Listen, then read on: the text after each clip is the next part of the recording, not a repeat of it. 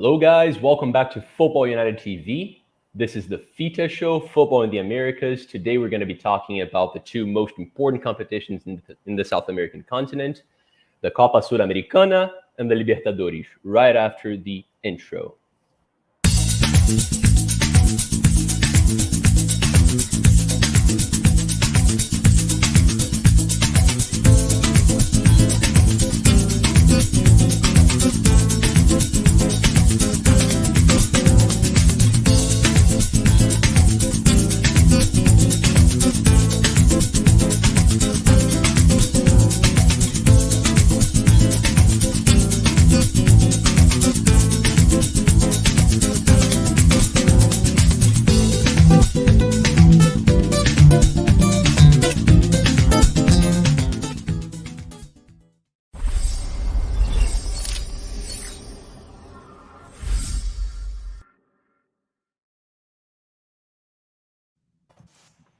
Hi, guys. Welcome back once again. Thanks for being here. We have a very exciting guest for today's show. The most Brazilian American I've ever met. Well, Johnny excluded because he's both, so it's a little bit of, like cheating. But Josh, my good friend, how are you? Doing so well. It's such a pleasure to be here with you guys. Thanks for the invite. Absolutely. Johnny, I was speaking Portuguese to this dude backstage. It's like you gotta be impressed. It's so awesome. You guys, I'll shout it out better towards the end, but do take a look at his podcast. He has a podcast on Brazilian football, on Brazilian content. The last one on Zoeira is a really important one if you want to get a grip on Brazilian culture, because that's the translation from that to British English would be banter, right? And we take it to a whole new level. He does mention that we take it to we take a little too far, but in its vast majority, it is fun. It isn't good fun. It is Brazilians kind of rule the internet, so that was bound to happen. But anyway, guys, we're gonna be talking about the Copa Sudamericana, which is the South American version of the Europa League, and the Libertadores, the two most important competitions. Well, not only in South America, but I'd say in America overall, right? Because probably. Yeah. So my Fluminense was supposed to be in the Libertadores. That did not happen. So we're gonna get started. Oh crap! I didn't realize you had an Olympia jersey back there. It wasn't meant to be. It wasn't meant to provoke you, but it ended up happening. A happy accident. All right. By the way, guys, stay tuned to the very end. Today we have something really exciting. If you didn't see it on Twitter, today we have a special promo code just for this episode, where you're gonna have what's the percentage, Johnny? 15% off. All right. So we're gonna have 15% off any South American paraphernalia that you want to buy. So that should excite you. Ships all over the world at Golaço Kits. Both links for the podcast and the website are in the description of the video, but I'll shout it out towards the end as well. But let's do this. Let me share the screen here so we can talk about the Copa Sul-Americana. 1 second.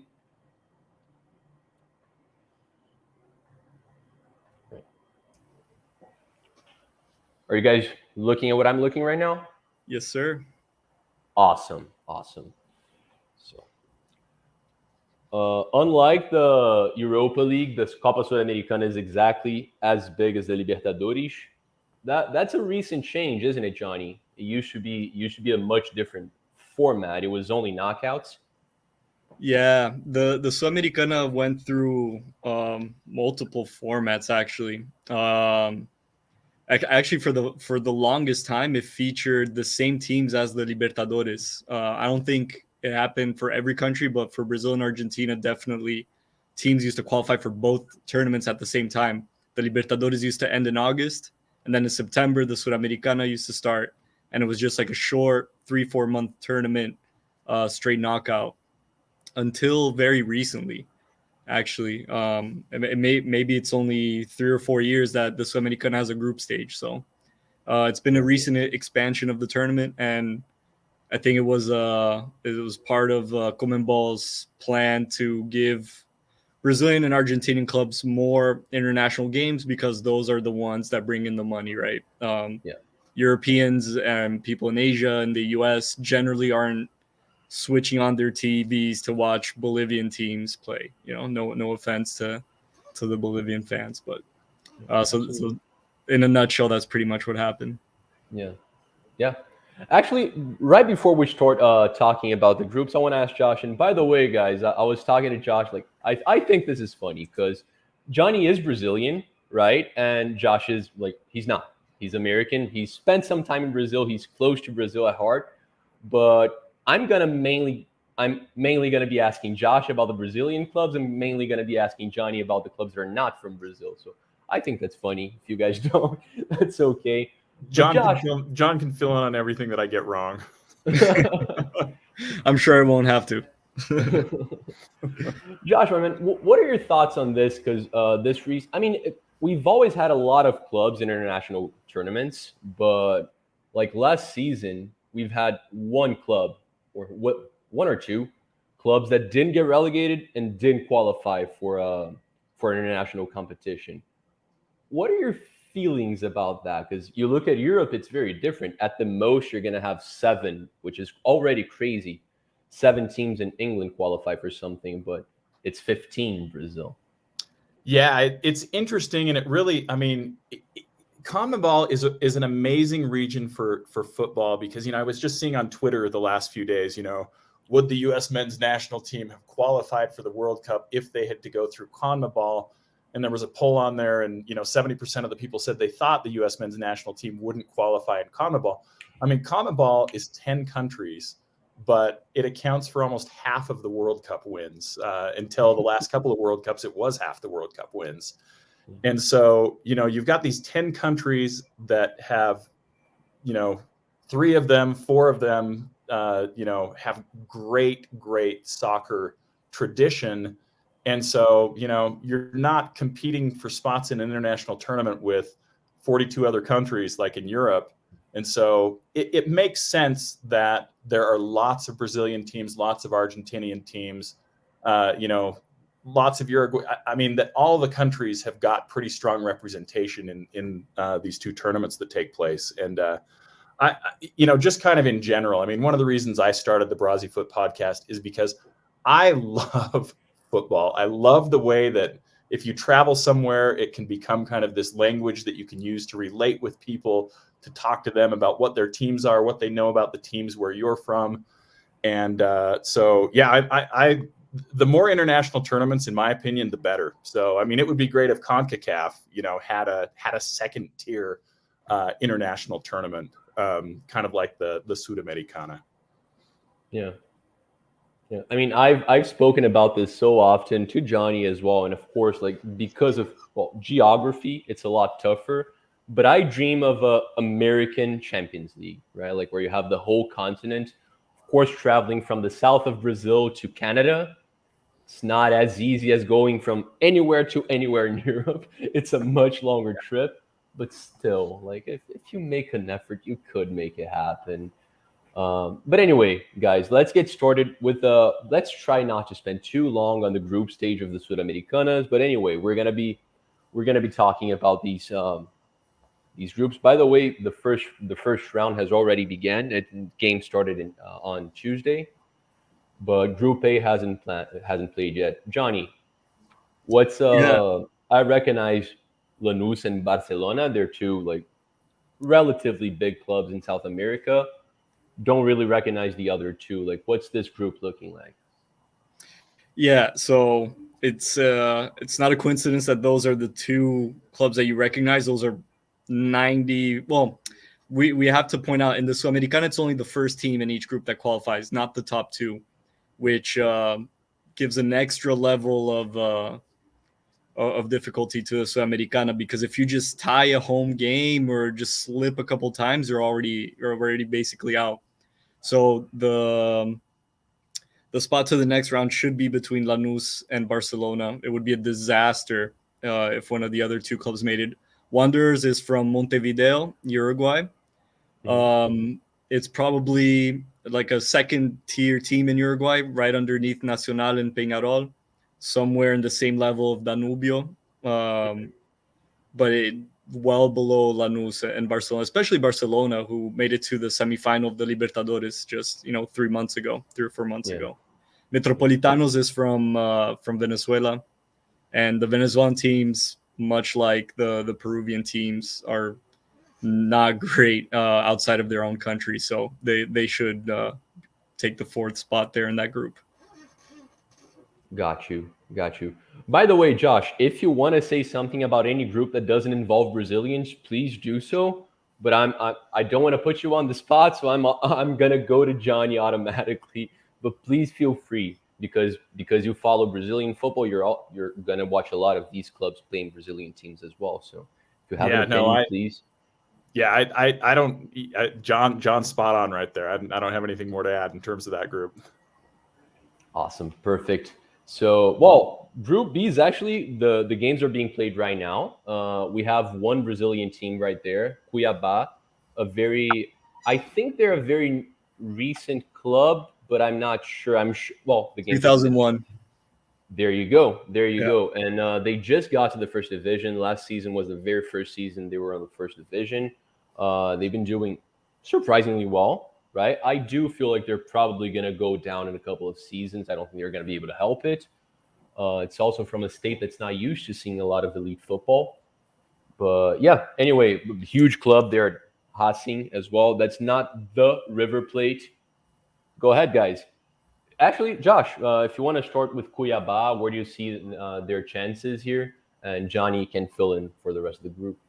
Yeah, I mean, Cuiabá is a team that, I think they're a debutant in international tournaments this year. I don't think they've played in one before. And I really look at Cuiabá. I mean, a lot of their recent success, I have to wonder, and you guys can tell me about this, if their sort of appearance over the last few years, climbing up the ranks, getting up to Serie A, to the first division, has to do with the building of that Arena Pantanal in Cuiabá for the 2014 World Cup. Because prior to that, I mean, there's not a big soccer facility. There's not a place where you can have a big fan base and things like that necessarily in Cuiabá. And so to me, that sort of elevated the profile of the city as a soccer city, and it's allowed Cuiabá to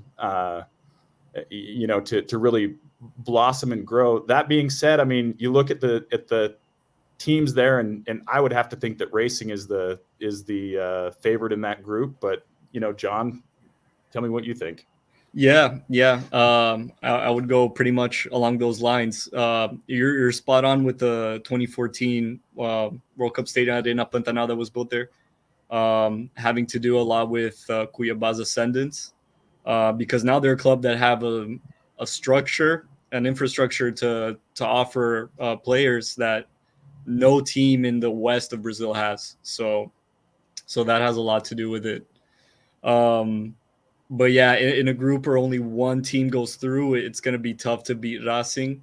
I think it's going to come down to those two teams. The head-to-head matches are going to be what are going to define that, because River Plate, again, Charlie mentioned that it's not the River Plate from Argentina. That's River Plate from Uruguay. So it shouldn't be too tough. And Melgar is maybe a little better, but like I said, the Peruvian teams do, I think, inexplicably bad in international tournaments. So I think it's going to be between those two. Oh, one quick thing. Sorry, Josh mentioned this is actually Cuiabá's second time in international tournament, because there was a time where the Copa Verde, which is a regional tournament in Brazil, used to give the team a berth in the Copa Sudamericana. That was a time where no one really understood what the Copa Sudamericana was. No one really wanted to play, and Brazil was like, let's just give this regional tournament a berth. So I think Cuiabá was in the 3rd or 4th division at the time, won this regional tournament and got to play. So this is actually their second time. Very cool. Yeah. We have a couple of, well, if not debutants, like semi-debutants in international tournaments from Brazil this season. This Melgar badge doesn't look like a football badge, right? Like, it's a little funky. It's a little too square. Anyway, it looks a little how do I say, not deformed. like warped by the little picture there. Exactly. But yeah, but Exactly. it's not as bad as it looks there. All right. In Group C, you see one of Brazil's biggest clubs, one of world's biggest clubs in Santos. You see Banfield. Banfield's from Argentina, right? Yep. Yeah. Okay. And is this Universidad Católica? No. Yeah, but the one from Quito. Oh, Ecuador. okay. It's the wrong one. And Unión La Calera, they've been playing a lot in international tournaments recently as well. Santos lost their first game. Josh. Yeah, Santos is in kind of an interesting spot right now. They, I mean, traditionally, I mean, one of the big clubs. I mean, I think when you talk about South American soccer to people who aren't from South America, kind of the four clubs that people can name usually are Santos, Flamengo, Boca Juniors, and River Plate. Like, I think those are the four clubs with the biggest kind of international profile. But Santos is in a tough spot financially right now. They're kind of hampered by, they've been talking about this for years, that their stadium, Vila Belmiro, is really not big enough to bring in the kind of revenue that you would expect a big team to like Santos to need. Santos has survived magnificently off of their academy for years. They produce a lot of great players, but they've been selling a lot of their players lately. And they've been selling a lot of their players to Flamengo lately. So it's been interesting to see. I mean, Santos was in danger of relegation from the first division, I think, a couple of years ago. Last year, they did a little bit better. This year in the Paulista, they did not do well. Normally you would look at a group like that and you would say, yeah, Santos is got to be the favorite. I don't think, I mean, having lost their first match, I don't think you can say that Santos is going to be the favorite there. I mean, I just don't think that's going to be the case. Yeah. Johnny, do you second that? Yeah, I agree 100%. And Santos just got a new coach that didn't start off well, but the last like 4 coaches they fired them like all within the first 3 months. So now they're in kind of this dilemma, like, do we go through that again, start all over, or do we give this guy time? But like Josh mentioned, they're not doing well. And again, in a group where only one team goes through, if you just look at the names of the teams, you would think that it would be between Santos and Banfield at most. But Santos lost that first away game in Argentina, and now Santos is going to play against the 2 weaker teams. But those are very far away from Santos, right? It's just a short direct flight to Buenos Aires. But the Quito, that's like a 5-6 hour flight in the altitude in the mountains. La Calera is, a small city outside of Santiago. So now they have like these huge ways to travel for away games. It's not looking good for Santos overall. I don't think they're going to go through in this group, and I don't see them doing well in the Brazilian league either. And like Josh said, they're going to depend a lot on the young kids that are going to come out of the academy, because they also don't have a lot of money to spend. So yeah, it's not looking great. Yeah, it's very sad for a lot of people to hear that. Santos is, look, a lot of people outside of São Paulo see Santos, mainly if you're a little older, of course, because of Pelé. Santos is seen like the second club of most Brazilians. I do like them a lot. My old man used to love Santos as well, with his second club. So it's sad to see them in that way. And Santos is very similar to Fluminense, as in like we have no money whatsoever, but we do have an amazing academy. And Fluminense sells really poorly as well. But we've been able to do better than Santos recently. Wow, Johnny, your São Paulo's on the second group, along with Jorge Wilstermann. Mm-hmm. Yeah, Wilstermann. There you go. Well, that's how guys, I say it. Guys, Everton's not playing international competition. This is a different one. Okay, it's not an English team here. And Ayacucho, who I don't know that club. But you have São Paulo, one of the biggest clubs in Brazil and the world as well, world champions in 2005. Johnny, are you confident about this group stage? And are you confident about São Paulo's route to winning this competition? You're muted. My bad, guys. Yeah, I am pretty confident, actually. I think none of these teams are big teams. I think São Paulo, even using a mixed or fully reserved team, should beat all these teams. They're kind of in annoying cities to get to. Jorge Wilstermann is in Cochabamba, which I don't think is a direct flight from São Paulo. Jordan. Ayacucho could have been more difficult, but Ayacucho is a city in Peru in the middle of nowhere, and they had to move their games to the city of Cusco because Cusco has a big enough stadium for international games. And they I don't think I don't think Ayacucho's stadium even has lights, right? Don't they have to play their home matches during the day as well? Yeah, yeah, that they moved it to Cusco. Yeah, exactly. Yeah, it was both a capacity thing and also like the Brazilian television doesn't want those games in the middle of the afternoon. So yeah. But they actually just announced yesterday that they were going to move from Cusco to Lima. So which is for São Paulo is great because now it's one direct flight. There's no altitude. Lima's at the sea level. So I think São Paulo is going to concentrate in the Brazilian league that starts this weekend. That's the priority of the club from what the coach has been saying.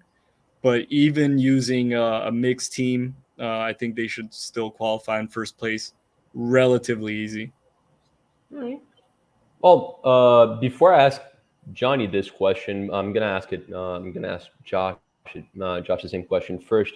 I kind of feel like São Paulo is looking like Fluminense this season and should probably look at Copa Sudamericana as our biggest chance of winning like a big title. Fluminense already won the Rio de Janeiro competition, but Copa Sudamericana is significantly bigger. The difference is like we'd get a lot more excited about winning that than São Paulo fans would because Fluminense's never won an international competition. But do you feel like São Paulo should be prioritizing the Brazilian league right now? Because I feel like they stand no chance of winning that one. I think they're going to do what a lot of big European clubs do when they end up in the Europa League, which is they kind of half-ass it until they get to like the quarterfinals or so. And then they're like, okay, maybe, now we're here. We might as well take it seriously. I think it's going to be something like that. I think as long as they keep playing these inexpressive teams from not Argentina, I think they're going to play with a mixed roster between reserves and give some young kids some chances. And then as they progress, they'll start taking it more and more seriously. The thing is, São Paulo did terribly in the first 15 games of the Brazilian league last year. I think they only won 1 or 2 games within the first 15. And because of that, they fought against relegation basically the whole year. And it was only because of the beginning because they did relatively well. And I don't think they want to repeat that. So I think in the beginning of this year right now, they're going to concentrate in the Brazilian league and then, again, kind of wing it.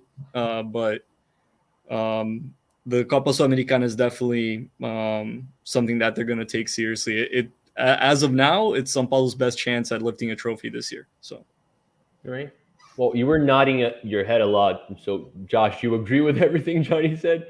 I do. I think São Paulo is an interesting case for me just because I mean it was unexpected how poorly they did in the Brasileirão last year. I think, but there is sort of this feeling. I mean, there was some leaked audio in December where Muricy Ramalho is talking to Rogério Ceni. He's like, look, like I just got to quit the club, and he's their general manager. He was their coach back 15 years ago when they had a lot, their most recent spells of great glory.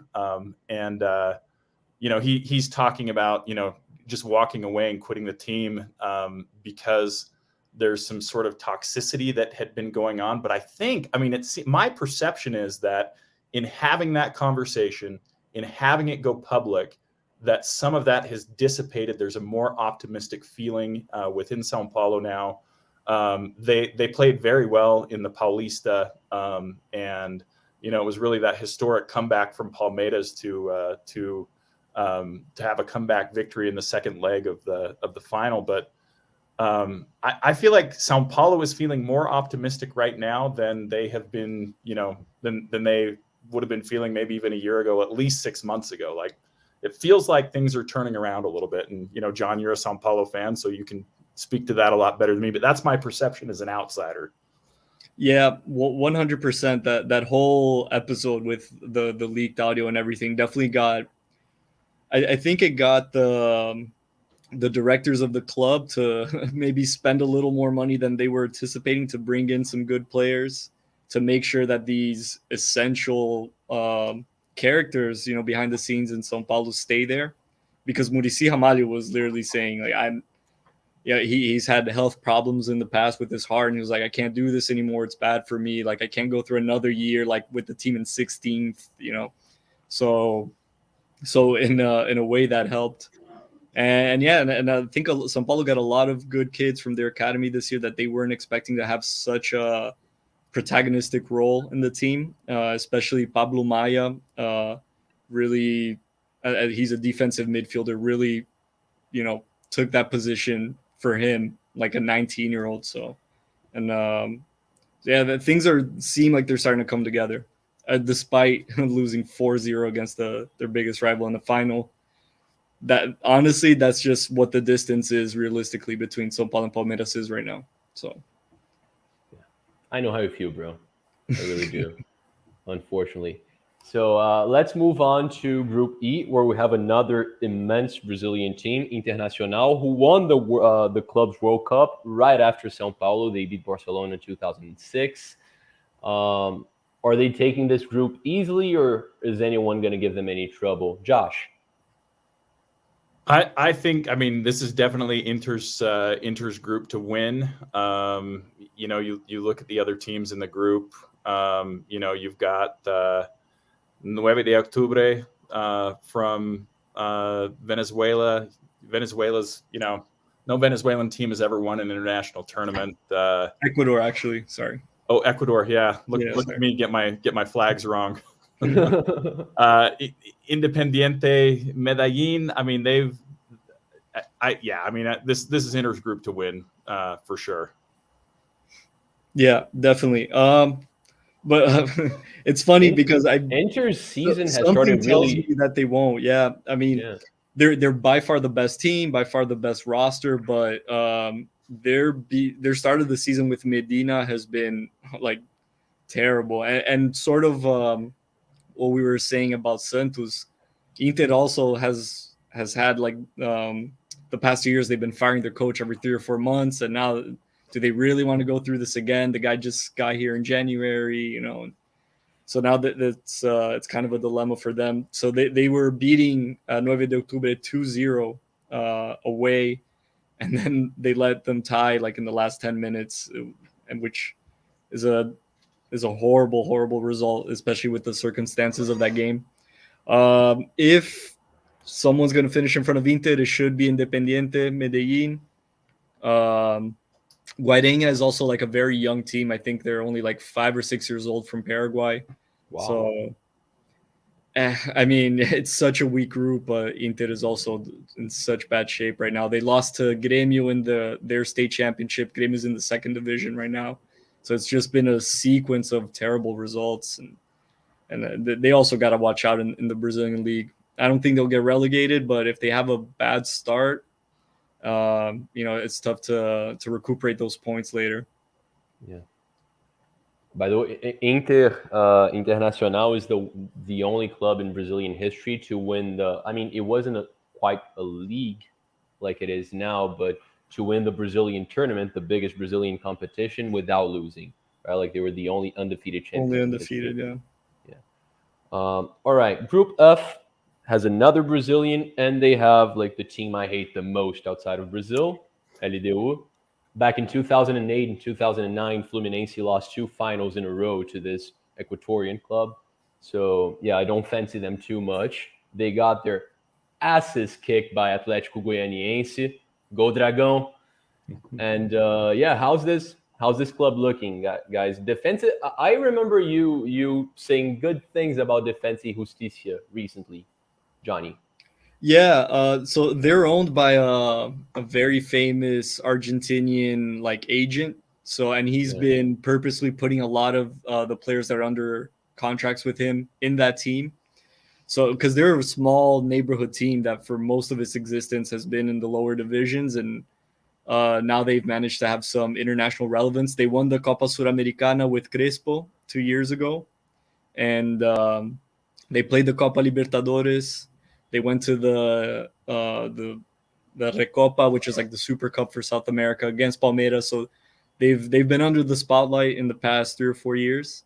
Well, not only did they play the Recopa against, They won it. Yeah. they beat Palmeiras, and I'm over here still, you're talking about LDU Quito, and I'm over here going, oh, I still have trauma from defense, Yeah. So Atlético Goianiense had a very good start, beating La Liga de Quito in Brazil.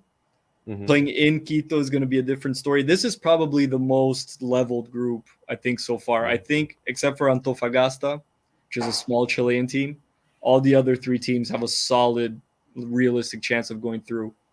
Awesome. But yeah, again, in a group where only the top team goes through, it's all going to go down to the head-to-head matches. By the way, I don't know what happened to Google here, but yeah, Atlético Goianiense is probably first in the group, not second, because they won 4-0 and the other club won 3-1, right? But like Google got drunk for some reason. And, that's they probably don't have like that go difference thing, probably. All right, Group G. We have Ceará, who's like, they've played in international competitions before, but they don't have a huge history in them either. So they're looking to make more noise than they have in their whole history. And Independientes from Cali is like a semi-big club as well in South America. Josh, what are your thoughts on Ceará? Do you see the state of Ceará is going through a really exciting era in football right now? Like I'd say it's probably their best time in history for that state. Both Fortaleza and Ceará doing interesting things. How do you see this group going, and how do you see Ceará this season? Yeah, and I mean what you said in terms of just what's going on between Ceará and Fortaleza. I mean, I really, my sort of history is I've been a Palmeiras fan for more than 20 years, but it was probably more like 10 years ago that I really started following Brazilian soccer very closely. And, Ceará and Fortaleza were really, I mean, they were pretty regularly second division teams back then. I mean, you could sort of look at the table for the first division and look at the table for the second division, and you could say, these are the teams that will always be in the first division. These are the teams that will always be in the second division. These are the teams that are going to bounce back and forth. And Ceará and Fortaleza were really kind of, pretty solid second division teams, but their last few years have been really great. And, that being said, I mean, you look at that group and, Ceará, I think, has a really good chance of winning it. I mean, the other one, of course, that you'd look at would be Independiente, just because of their tradition with international tournaments and things. But I mean, we'll see. I frankly don't know very much about the other 2 teams in that group. Awesome. Yeah, I agree with everything Josh said. I think the interesting thing that happened with Ceará and Fortaleza, I think their rise is a consequence not only of how well they're being administrated, but also the fact that teams that like you said, up to 10 years ago, you would never imagine me outside of the first division, like Cruzeiro, like Vasco, like Botafogo, just to name the ones that have been relegated multiple times or have stayed in the second division multiple years after they got relegated, have left room in the first division for teams like Fortaleza, like Ceará. So I think, and they've been doing great. They've been taking advantage of that opportunity to use the money that they've been getting in the first division to make solid rosters and to spend the money right. And in Ceará, in their first game, I think it was on Tuesday, the game, they beat Independiente, which was their toughest opponent in the group, at home. Independiente, actually, funny enough, has played 5 times in the northeast of Brazil, never won a game. Kind of crazy for a team that size, but here they are. I actually even put an Independiente jersey behind me because they are the most successful team in Copa Libertadores, 7 wins. So just in terms of numbers, they're the biggest club in South America, I guess, in that sense. And Ceará managed to get the win, so that's huge. Yeah, they should breeze by Deportivo La Guaira from Venezuela and General Caballero from Paraguay. Those two teams should be a breeze. It's really between Ceará and Independiente, and so Ceará really took an important first step towards qualifying. Awesome. And we move on to the last one. That's where I'm going to be talking a little more because, as you see, Fluminense is there. It's not an easy group. Junior Barranquilla is a really good club. I feel like it's probably going to be between those two. But Fluminense, like, we had the most exciting beginning of the season ever. Like, I've never witnessed anything like it. Fluminense won 12 games in a row, even playing a couple of really much weaker sides. We still played our 3 biggest rivals. We won 3 Libertadores games as well, like pre-Libertadores games. And I remember at one point, like in elite football, in elite world football, Fluminense was the one with the longest win streak with like 10 wins in a row. The second one was Man City with 4 or something like that. That's why I was saying Fluminense is the best team in the world right now. Can't really argue against that, but we got disqualified.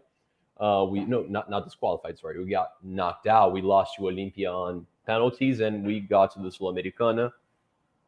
Something that, like, I mean, it financially screwed us. It probably means Fluminense is gonna have to sell one more good young player just because we're not playing Libertadores. But it's a competition that we actually stand a chance of winning. It wasn't impossible for us to win the Libertadores, but it was really unlikely. Now, excluding possible third place clubs from the Libertadores, I see Fluminense as one of the big favorites of this competition if we get through this really tough group. Does anyone disagree? Anyone want to talk about the other 2 clubs? No. Yeah, sorry, Josh, go ahead. I was just going to say, I mean, I tend to agree with you. I mean, Fluminense, winning the Carioca was I enjoyed seeing that. It's interesting that Paulo Henrique Ganso has been playing so well. I just saw a article today that said, 10 years ago, everybody talked about Neymar and Paulo Henrique Ganso in the World Cup for Brazil.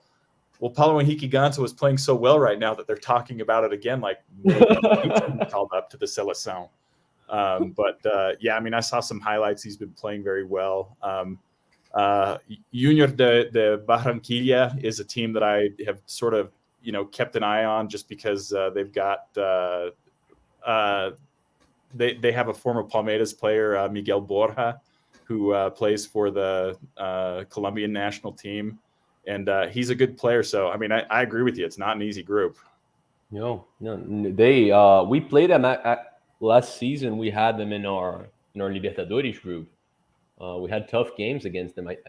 I think we won one and lost one, but I could be wrong. We did qualify though. But really tough games. Borja in Brazil, like, never seemed to quite work for him, but he's amazing when he's not playing in our country. So yeah, dangerous. He's usually one of the highest scorers of the competitions, like really dangerous striker. Johnny, do you see any of the other 2 making any noise? I know Oriente Petrolero, they're like, I didn't know them before. They're horrific. Like, really yeah, bad. they're actually one of the bigger clubs from Bolivia, but playing outside of Bolivia, they should be like easy 3 points.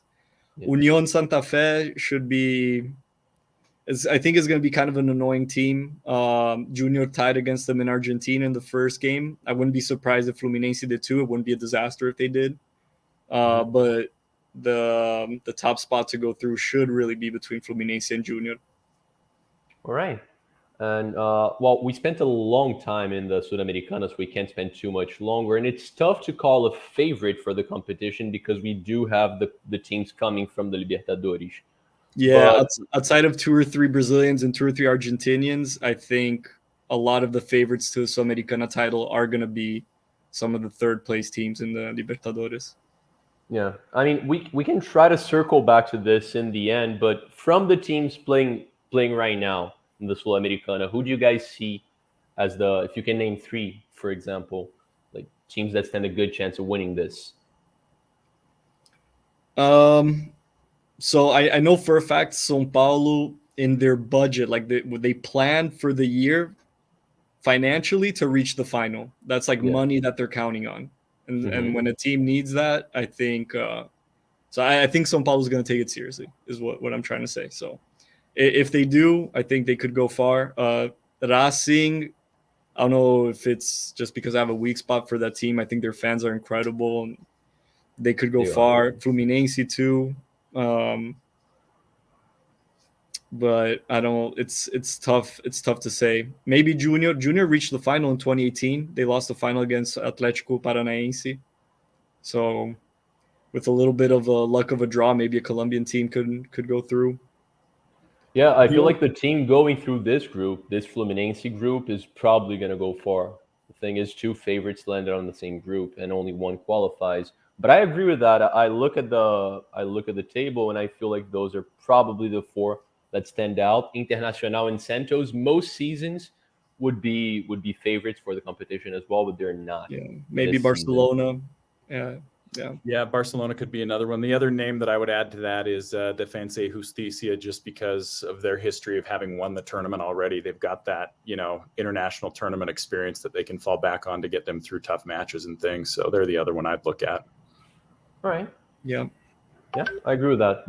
I know they're a really organized club, so they've been doing well. Right, let's move back to the creme de la creme. As soon as I stopped sharing it. Give me 1 second, guys. I suck at technology. Quickly. Okay, here it is. Libertadores. All right.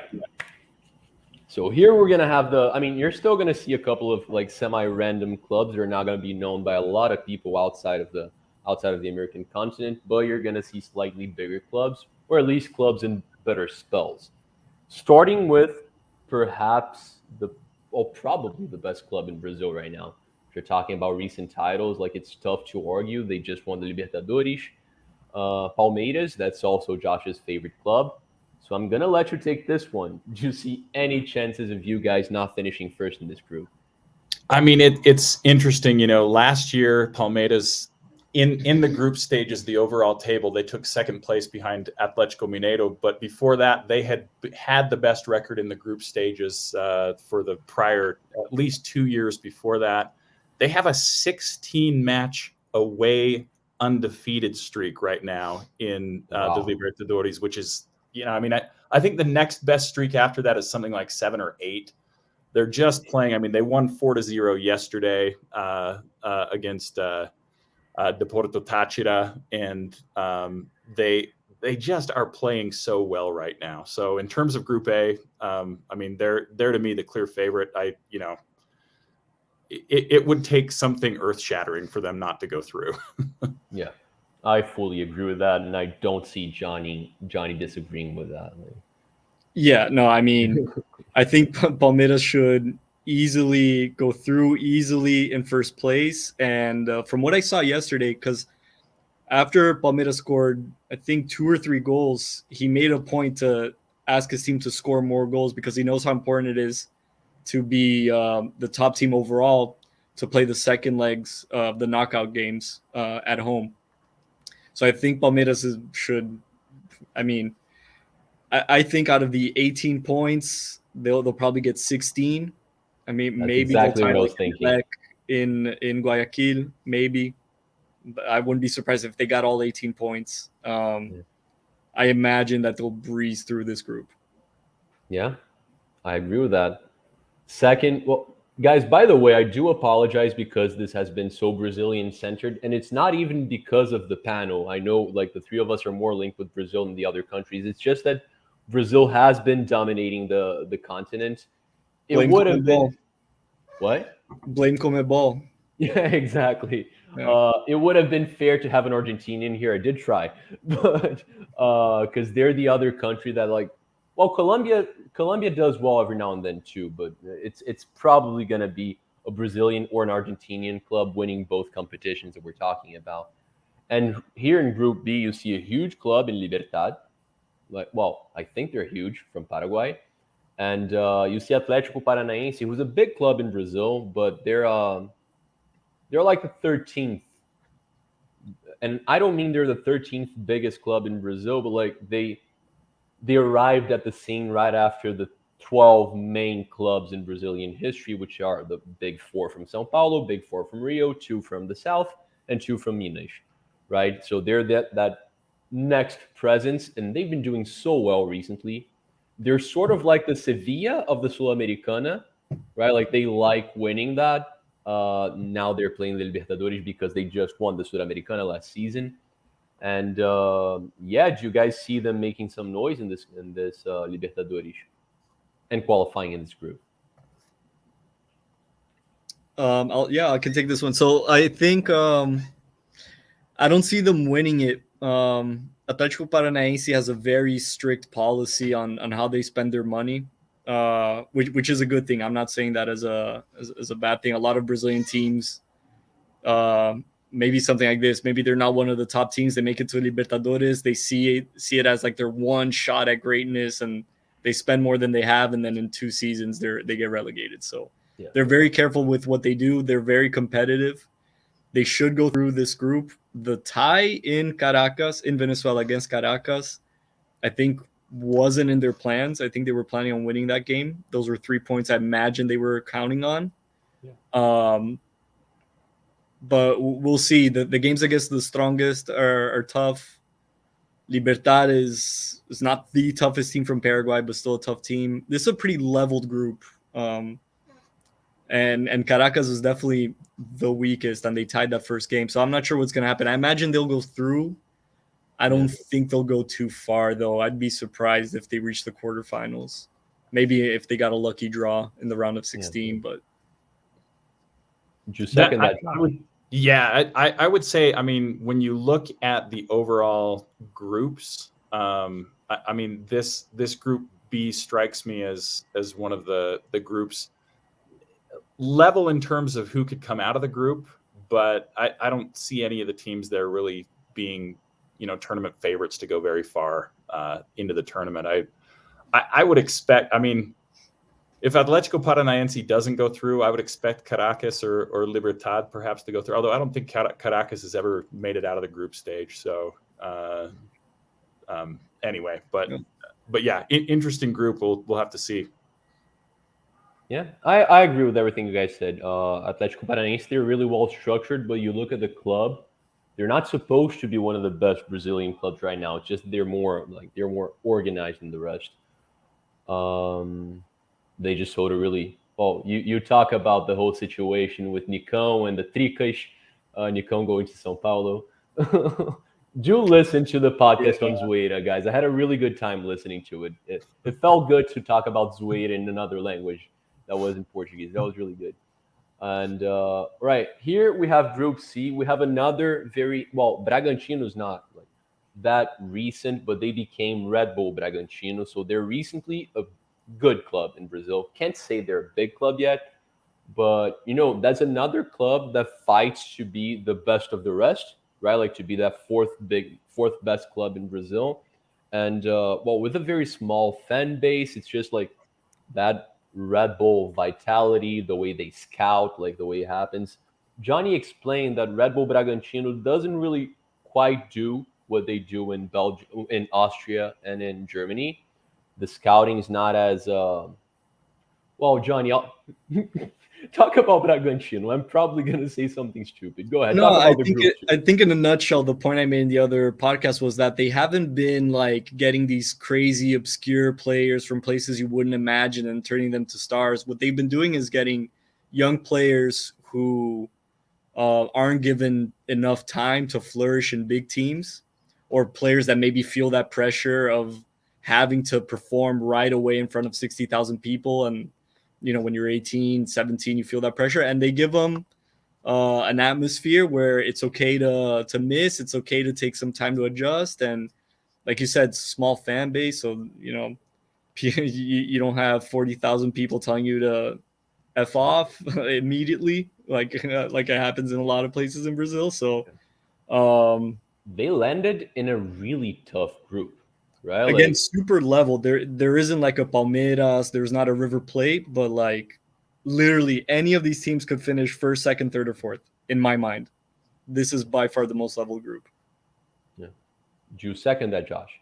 Yeah, I do. And the whole Red Bull Bragantino project to me is interesting because Red Bull actually came to Brazil a few years ago, started a club called Red Bull Brazil, tried to sort of do the thing where you work your way up through tournaments, you get promoted. It wasn't moving fast enough. So they went to Bragantino and they said, hey, what if we invest? Let's form a partnership. And Bragantino's been a good team ever since. I mean, they've of all the teams in Brazil right now, they feel like the one to me that's poised to take the next step and to start winning things that they've never won before. Yeah, no, I agree with that. Like, I don't see any other clubs becoming a big club like I see Bragantino. Let's you talk about clubs that like stop being big for a couple of years and might come back, like the two other clubs from Rio, right? Like Vasco and Botafogo, with the whole with the new regime and all of that. But yeah, you have Estudiantes, one of the biggest clubs in the competition's history, right? Like, Four do they have times, four-time times? champion. Yeah. There you go. So huge club. Vélez Sarsfield, another immense club. Is this the Uruguayan Nacional or the Uruguayan, yeah. Uruguay. Yeah, there you go. Another really big club as well. Well, not really big club, and smaller than the other Three two. times Libertadores champion, 3 times Club World Cup, but hasn't done much since the 80s, to be fair. Yeah. Well, these wins that you just spoke of, are they in the 80s or is it before that? Because Uruguay had an amazing beginning of football history, right? Like, in the early days, Uruguay were doing much better than they do now. Yeah, specifically the clubs, specifically between the 60s and 80s, Nacional and Peñarol dominated South American soccer. Peñarol won 5 Libertadores, Nacional won 3. Peñarol managed to get to a final in 2010, lost against Neymar's Santos. Yeah. Nacional, I think, made it to a quarterfinals not too long ago, but hasn't made it to a final, I'm pretty sure, since the late 80s. So it's been a while. And Vélez Sarsfield, not the biggest team from Argentina, but the one that won off in 1994. So they also have a Libertadores. I think that Peñarol that lost to Neymar Santos, they had Martinuccio, didn't they? Yeah, Diego Aguirre was the coach. There's a go. couple recognizable names, yeah. Right. So in here, you're talking like you see another absolute monster from Brazil, Atlético Mineiro, probably the club that has been spending the most money recently. They have like a roster that might even be recognizable in Europe. They have Hulk playing there. They have Pavon, who was linked to a bunch of European clubs. I think he never went there, but he's played in the Argentinian team, right? Like the national team. Nacho is a really good player as well. Arana plays for the Brazilian national Should go to team. the World Cup, in my opinion. Yeah, no, he's phenomenal. Best left back, probably the best Brazilian left back right now. Like, even better than the ones in Europe. So yeah, really exciting club, and it's actually like they have 2 Brazilian clubs here, and they're both from the state of Minas Gerais. That's a state that's the size of France, by the way, but it is a state in Brazil. With the population of like Switzerland, though. Yeah, no, true. A lot of farms in there, a lot of huge farms. They probably have more cows than people. But my family's from Minas. I loved it there.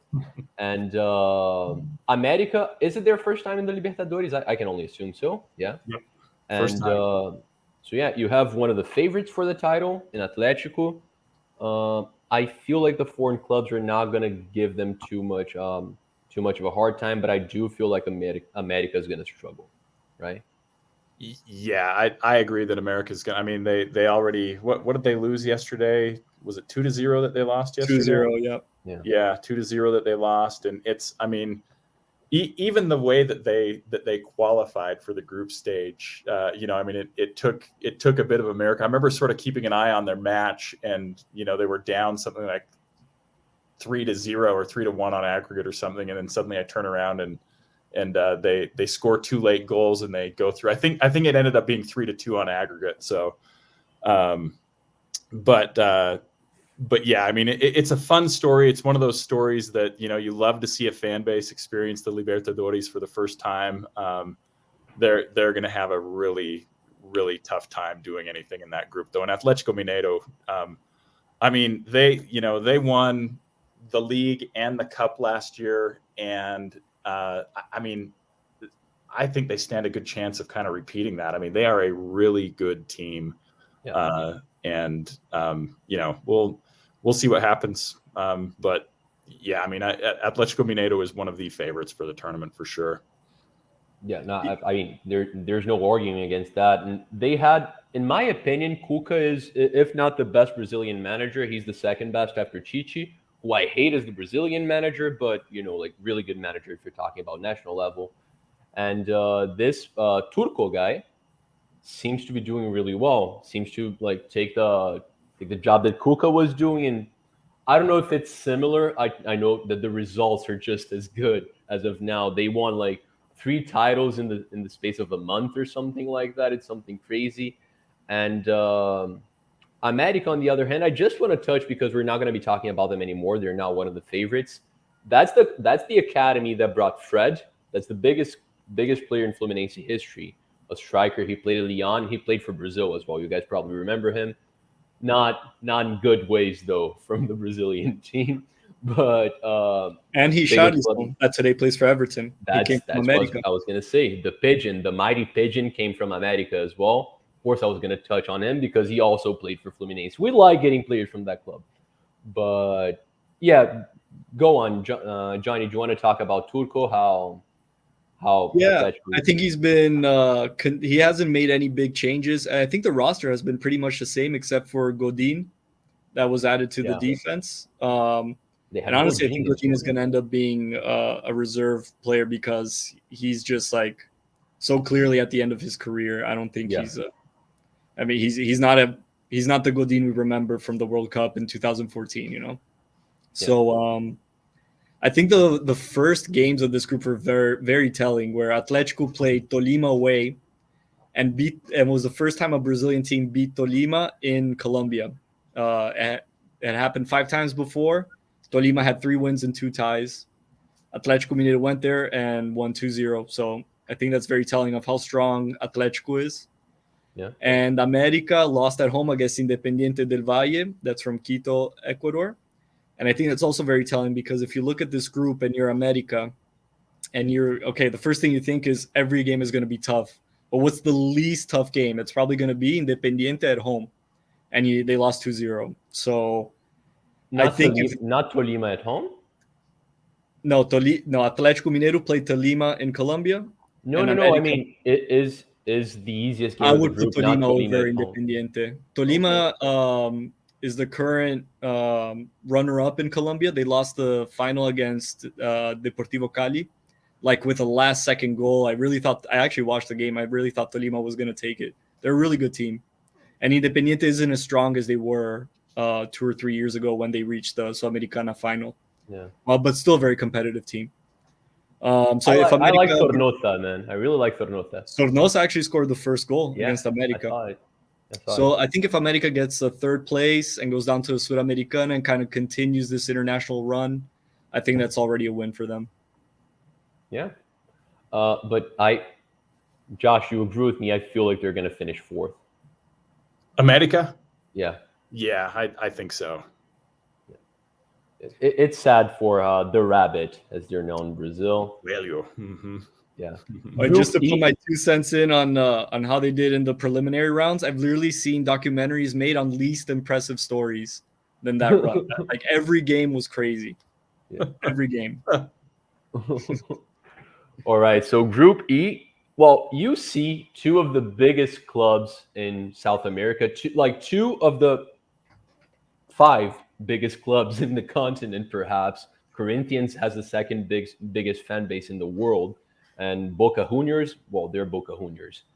And, they lost their first game to Always Ready and Deportivo Cali, who are, respectable clubs, but still, that's got to be nuts. Guys, talk to me.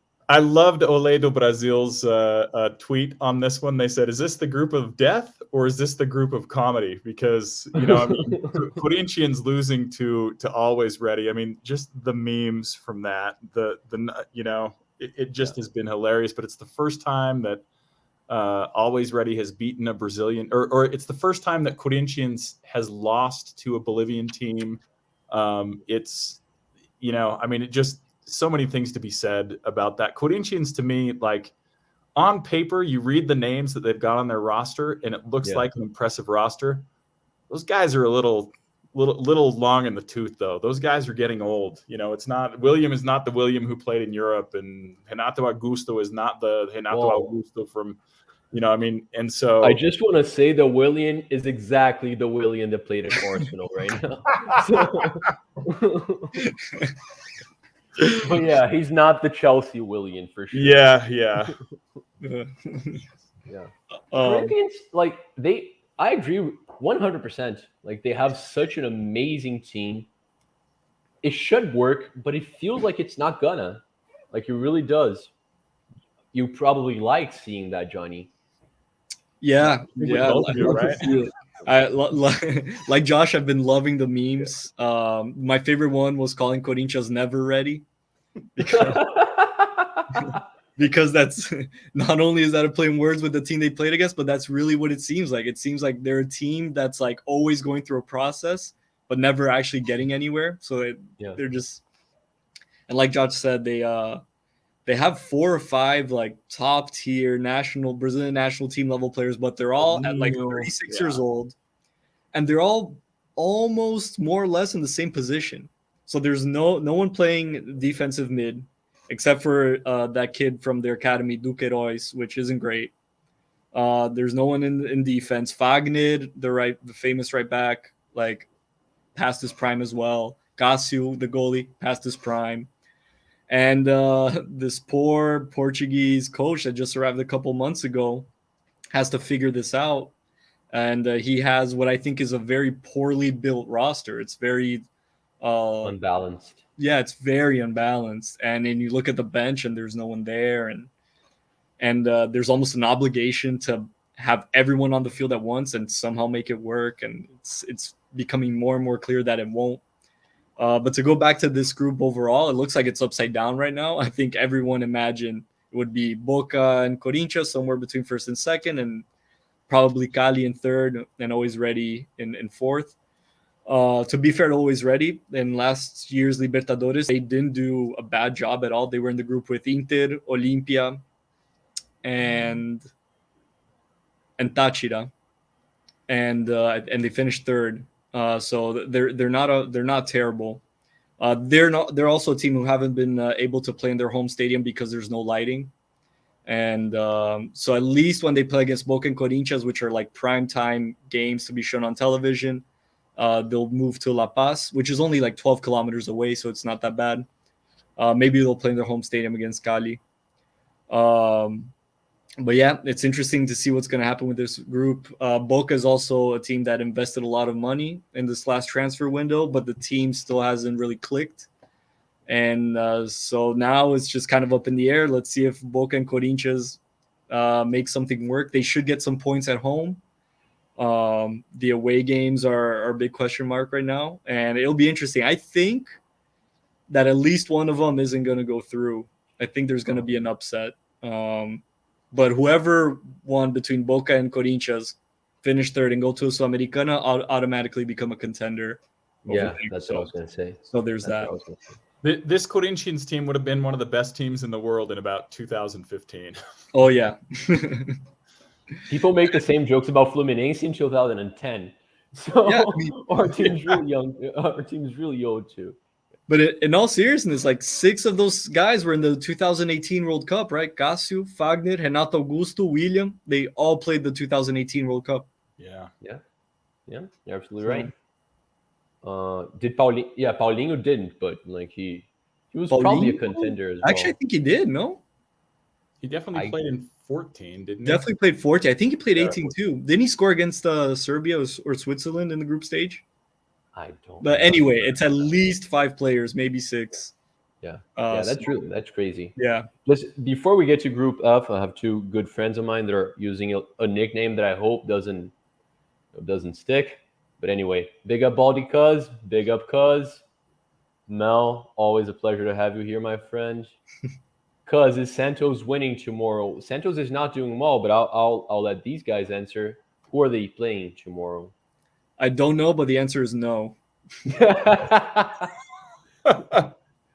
Why would they be playing tomorrow, like Friday? I feel like they're probably not playing tomorrow. They're probably playing Saturday or Sunday, right? That's Yeah, what I Santos was just guessing. played yesterday, so they're playing Saturday actually against Fluminense They're not winning, guys. Yeah. No, in no, Rio. cuz So yeah, yes. I mean, I don't want to get cocky. Fluminense never does well when I do, but Fluminense is the favorite to win that one. Fluminense is playing a lot. Fluminense is another contender for best of the rest, like I mentioned with Bragantino. São Paulo is too. Corinthians should be the favorite for that spot, but I feel like they're gonna slide. Anyway, we're almost done, guys. Group F has, I'd say, it's the biggest threat outside of Brazil. River Plate always is, right? Like they've been doing really well for a long time. They have a lot of the same players staying unless they move to Atletico. But another big team in Colo Colo, one of the biggest clubs in Chile. And we mentioned Fortaleza not too long ago when talking about the state of Ceará.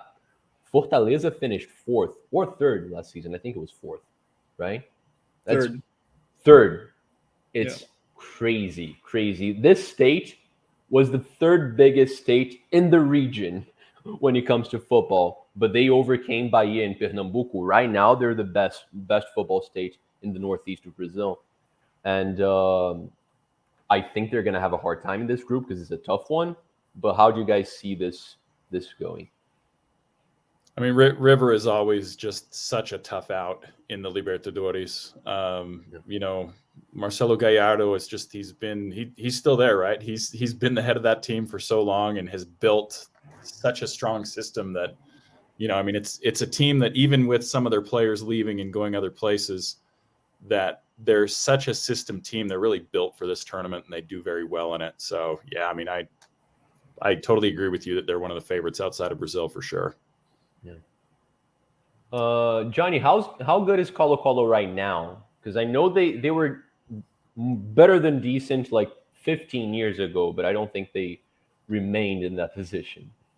yeah. So Colo Colo is kind of interesting because they're the only Chilean team to ever win the Libertadores, Mhm. but they've been doing terribly, probably in the last 15 years. I think terribly.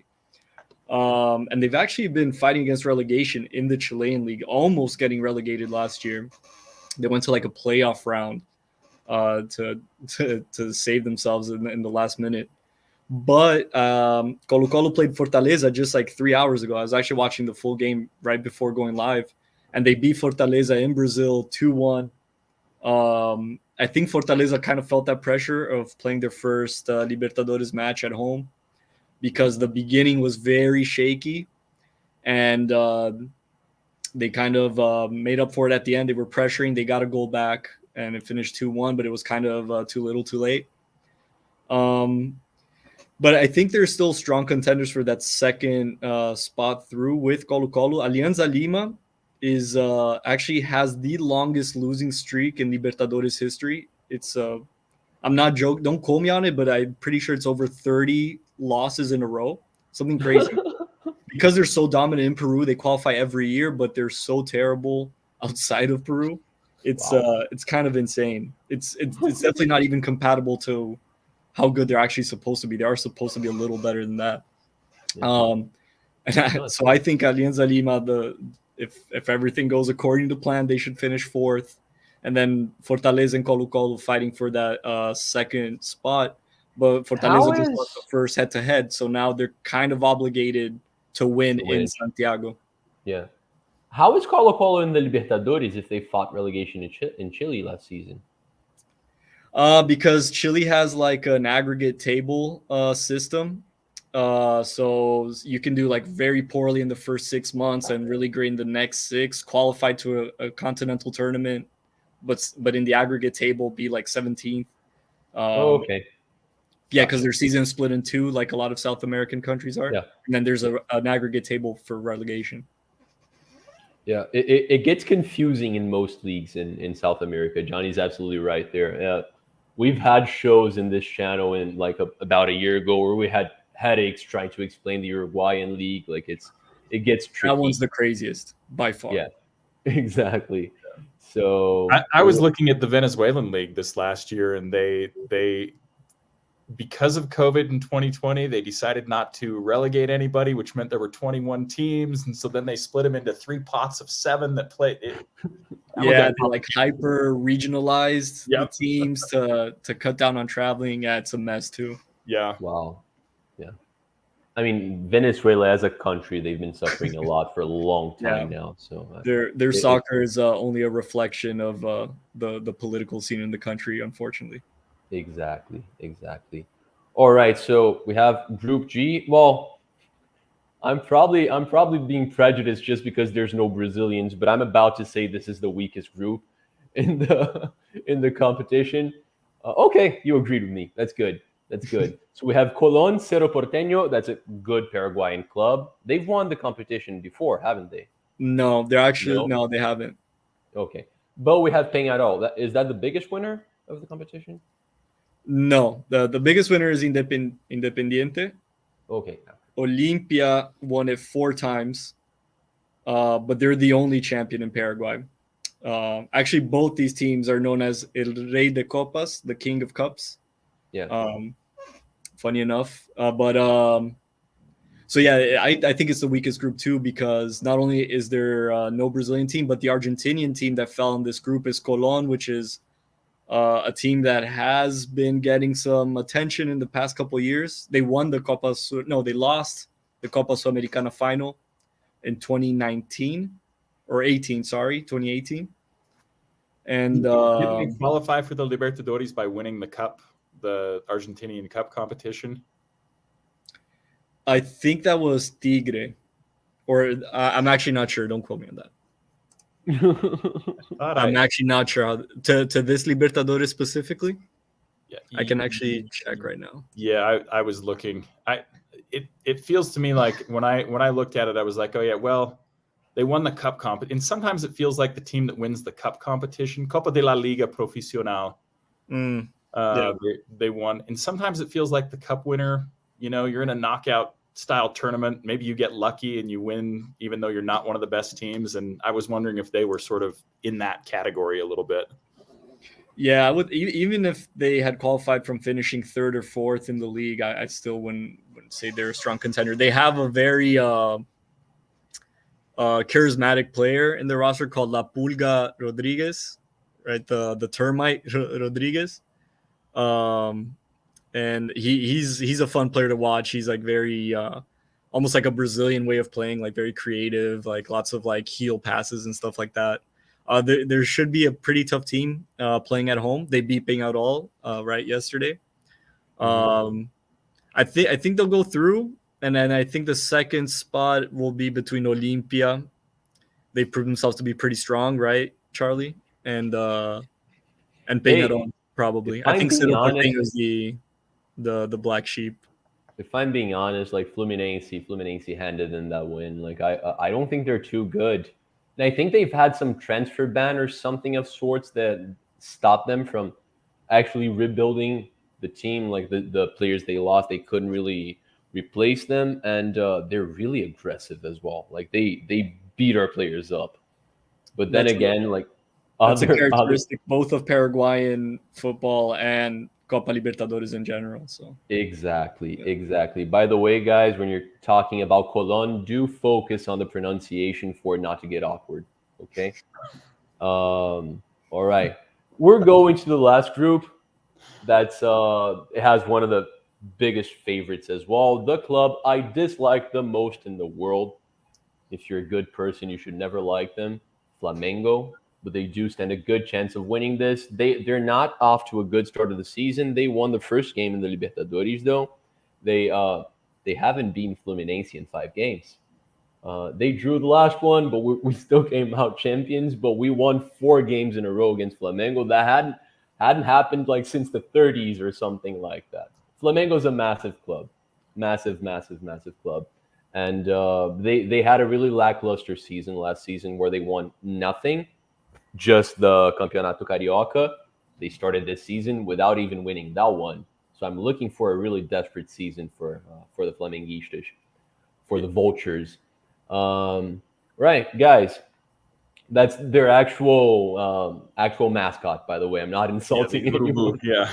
Yeah, the Urubu. All right, so they were really lucky in this draw, right? Like perhaps these clubs have been doing well recently, but none of them are big clubs. Like, how's it looking for Flamengo? To me, Flamengo's biggest enemy right now is themselves. There's a lot of turmoil going on with that loss in the Carioca. Their new Portuguese manager Paulo Soares is. There's a lot of rumors going on that the players they're not accepting of his methods. They think that they don't like his training methods. It's gotten to the point that the president of Fluminense scheduled a meeting, and I think it happened today, with players and the organized Torcida group, the organized supporter group of Flamengo.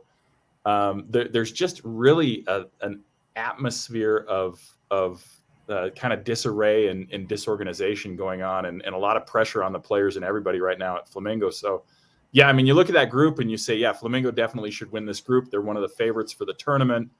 We'll have to see. I mean, really, in that group, the only team that can beat Flamengo is themselves, and we'll just have to kind of see how this kind of shakes down. Yeah, absolutely. Yeah. I agree 100% with Josh. I think I think a lot of Flamengo stars seem to be at least a little bit past their prime, but what they did in 2019 was so memorable that no one has the courage to tell them they have to sit down the bench for a while, maybe, or to sell them, or so they're kind of stuck in this position where there's a new coach trying to air out the team a little bit, but the players are untouchable. And they don't want to move. They don't want to budge. And so they're not accepting of his methods, as Josh said. And so things just aren't clicking on the field. You can tell that like when they pressure, they don't pressure all together, for example. Like there's just something missing there. And yeah, losing the Carioca final against the biggest rival Fluminense was a big hit. I personally don't think Paulo Sousa is going to make it till May because it's going to be easier to fire him than half the roster. At the end of the day, that's what it's going to come down to, I think. Unless internally the players really decide like, hey, this is the guy, let's try to make it work. It is what it is. But it's not looking good for them. That being said, I still think Flamengo should make it through this group. I think they're going to do so unconvincingly. And then we'll see. This Copa Libertadores is all going to be a little rushed because of the World Cup in November, right? Yeah. So there isn't a lot of time to figure things out. You don't have any breaks or anything. So the group stage is basically going to be the next 6 weeks in a row right now. And I think there's like 1 or 2 weeks break, and then round of 16, quarterfinals, and so on. So we'll see. Flamengo has to get their stuff together. One of the things to me about Flamengo that I thought was interesting when Gabriel Barbosa was on the Brazil's most popular podcast, Podpa, a couple of months ago, he struck me as a guy who is completely satisfied with where his life is right now and not the least bit hungry to go back to Europe and give it another go, to kind of go to the next level in terms of.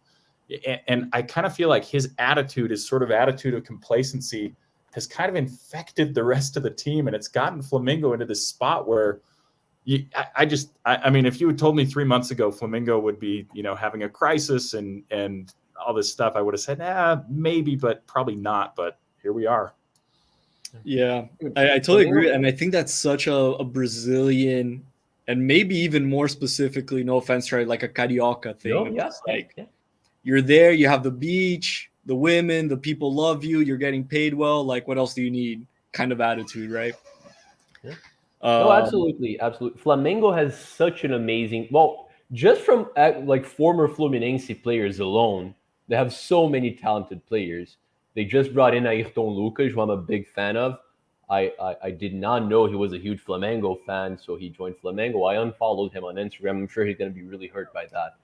So, but they have Pedro, they had Jerson not too long ago. I'm sure they're gonna get Wendo at some point, but they have such a talented squad. They have like 15, maybe 20 players that would start in 15 clubs in Brazil, like in the first division. And the only player that's like he never stops being fantastic is Arrascaeta. He's like Well, that guy's way too good. He's too not only good. is He he really way is. too good, sorry to interrupt you, but he's also the number 10 of the Uruguay national team who qualified for the World Cup. So if Yeah. anyone has something to look forward to and to work for looking past Flamengo, it's him. Yeah, exactly, exactly. Fantastic player, man. Fantastic player. One of you guys mentioned like, yeah, the untouchables, and Bruno Henrique. He just scored, but he hasn't played well in a long time. Gabigol does look a little lazy. He still scores a lot of goals. Like Gabigol still Gabigol, but yeah, I feel like Flamengo, like it's gonna take them a really long time to overcome Jorge Jesus. Like they're really like they're orphans of him. Like still, he was there for one season, but still, 2 like they years felt, ago. yeah. And But I'm one anyway, of those people who really believe that Jorge Jesus has to come back, but also like to do terribly because Flamengo has to get over that. Mm. Yeah, that's even if it's to come interesting. back and fail, just so they can say like, okay, like we can move on now. Like it's not there. There's life past Jorge Jesus, you know. Yeah. So, but yeah. So just to wrap up this group, I guess. I think the second spot is between Talleres and Católica. I would put Talleres in front. Católica is 4 times Chilean champion, but that hasn't like 4 times in the past 4 years overall, like over Okay. 20 titles. Yeah, but they won the last 4 in a row, but that hasn't really translated outside of Chile. And I'm not sure that this year it's going to as well. So actually, I think this is the only group that the way it is now is more or less how I envision it ending. It's exactly this order. Okay. Okay. Yeah, that seems to make sense. And well, we've been here for longer than we should have already. So let's wrap up the Libertadores talk, and I'll let you guys shout out everything you guys are doing. But well, I'm gonna get the ball rolling, right? So when you're talking about the favorites, you're gonna talk about Palmeiras, currently 2 times champion already, winning twice in a row. You have Atletico, who's looking so good recently. Flamengo, even though they're very lackluster, you can't really put them out of that, out of that group of favorites. I'm not gonna be talking about Boca Juniors right now. I'm gonna talk about River Plate, and I feel like those are the 4 favorites. Do you guys have any shouts outside of that? No, I agree with those. I would even like right now, like April 7th, I would put Yeah. Flamengo outside of that talk. I think a lot has to change for them to be able to compete with Palmeiras and Atletico, and River Plate. I agree, Boca is not at the River Plate level or Palmeiras level. Um, that being said, São Paulo's not in the Libertadores, so I just hope that like maybe a Colombian team wins or something. So someone outside of Brazil and Argentina would be great. Maybe Barcelona has made a couple of good runs. Maybe they'll get lucky this year and go all the way. Who knows? Barcelona's in the Sudamericana, aren't they? Yeah. Oh yeah, they are. Okay, so never mind. Emelec, Yeah. the other team from Guayaquil. There you go. Josh, do you feel like you guys are going to make it 3 in a row? My prognostications and predictions are always wrong. So I am going to predict that Atletico Mineiro wins this Libertadores. Since I am always wrong, that's what I'm going to go with. And normally I would say winning 3 in a row is so hard. It's such a hard thing to do. But I mean, my wife, who's not a huge sports fan, always jokes about whenever she hears interviews, you can always predict what they're going to say. Players will say, "Oh, every team played hard. We went out there, we gave it our all," and stuff like that. The interviews that Palmeiras manager Abel Ferreira gives are different from any interview in sports I have ever heard. I mean, it's like you're in class learning how to be a coach when you listen to that guy. And so normally I would say winning it 3 times in a row is going to be an almost impossible feat. I don't know. That guy has got a different gear. And so we'll see what happens. I think Atletico is going to win it, but I also think Palmeiras is right up there with them. Yeah, Atletico had a peculiarity that they were probably the only team in the whole continent that prioritized the league over the Libertadores, because out of the 12 big teams in Brazil, they were the ones who hadn't won it the longest, right? They won the very first Brazilian league as we know it in 1971. So last year had been exactly 50 years since the last time they won it. So that was very, very important for them. And now that they got that out of the way, I think this year the Libertadores takes precedence over the Brazilian league. So, if I were to pick just one, I would agree with Josh. I would put Atlético Mineiro as the top contender. Yeah. Well, and even I mean, when Palmeiras talks about, even Abel Ferreira, when he talks about having beaten Atletico, he's like, look, like they were the better team. We just tactically and strategically, we played better matches, but they were the better team, and I still think that's the case. They're a super team. They're really good. Yeah. I agree. I think Atletico played better than Chelsea.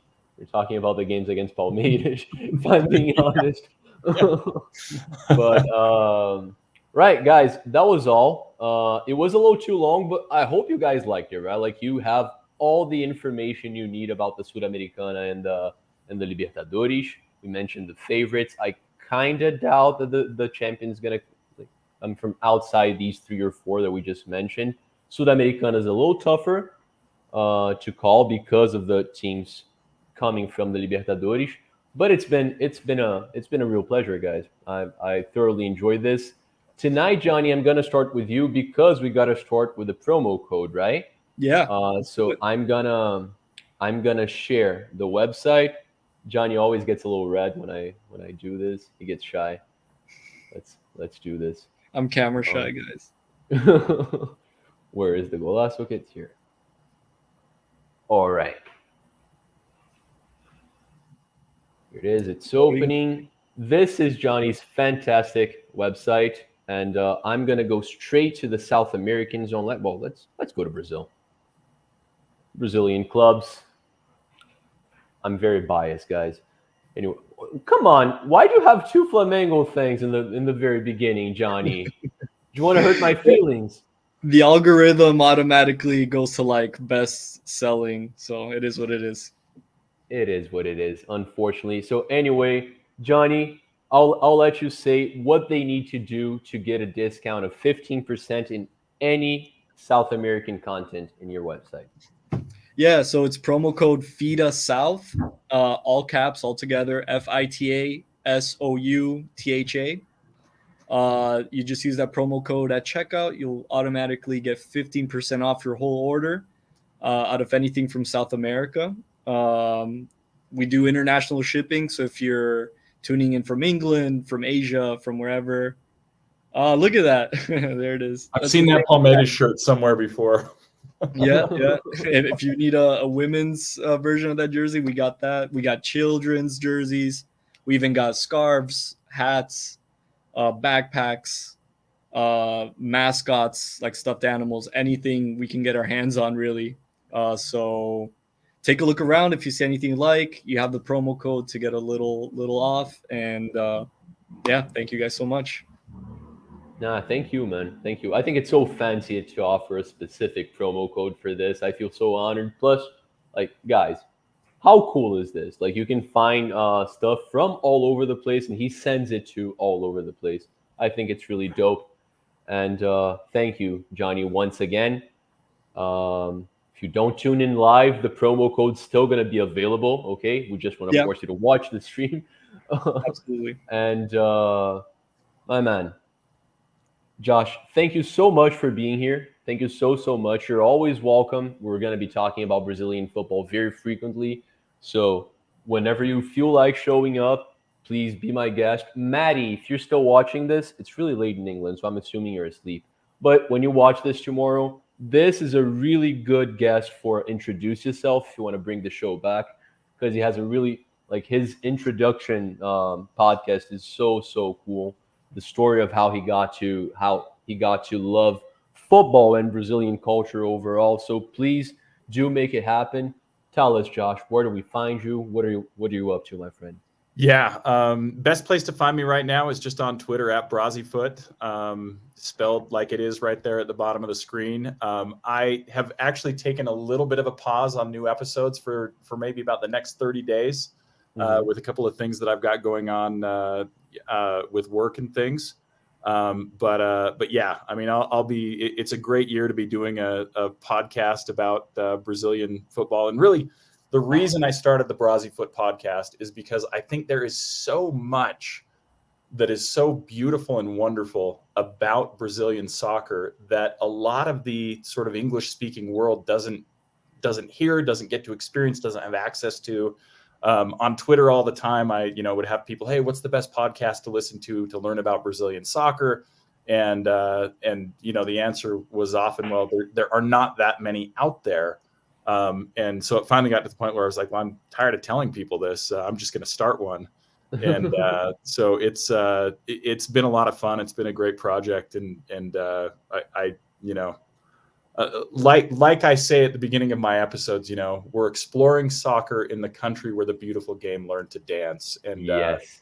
Brazilian soccer is just such a wonderful addition to global soccer. So it'll be fun to sort of lead up to the World Cup, talk about some of those things. And yeah, I mean, it's so right now, BraziFoot, I'm actually not even in the iTunes store or anything like that for my podcast. So Twitter's the best spot to find me, but I'll get published on some bigger platforms here soon.